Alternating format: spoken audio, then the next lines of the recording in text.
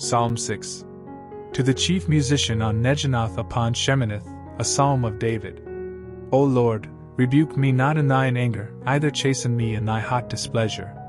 Have mercy upon me, O Lord, for I am weak. O Lord, heal me, for my bones are vexed.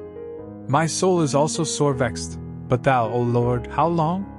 Return, O Lord, deliver my soul, O save me for thy mercy's sake. For in death there is no remembrance of thee, in the grave who shall give thee thanks? I am weary with my groaning, all the night make I my bed to swim, I water my couch with my tears.